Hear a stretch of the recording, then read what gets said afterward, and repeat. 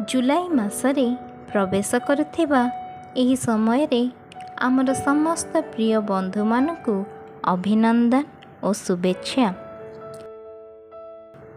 केबे कोनोसी भूल करिबा परे आपण दीर्घ समय धरी पापबोधर भार बहन करुछंती कि?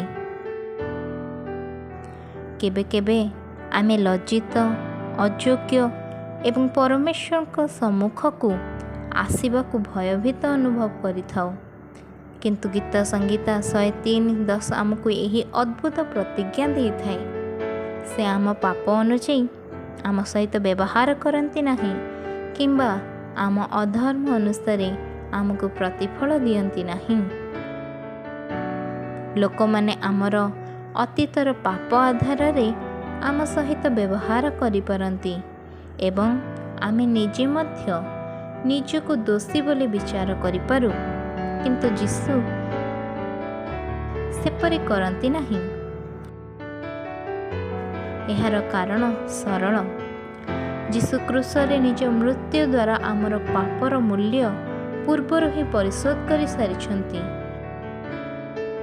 तांको द्वारा आमे क्षमा दया एवं नूतन आरंभ पाइछु।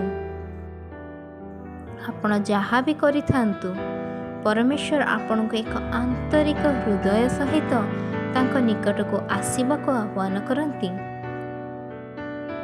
तांको क्षमा पाइबा पई आपण को तांको अर्जन करबा को पड़िबो नाही, आपण को केवल ताहांको ग्रहण करबा को हेबो।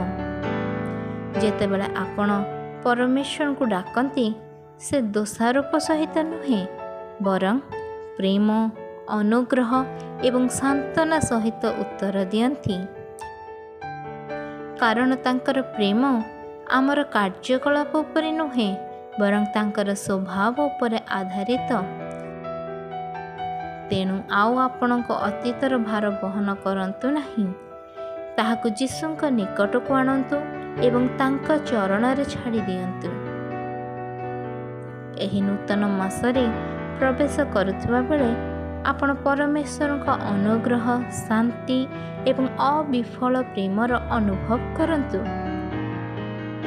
आपणक जुलाई मास आशीर्वादमय एवं आनंदमय हेउ।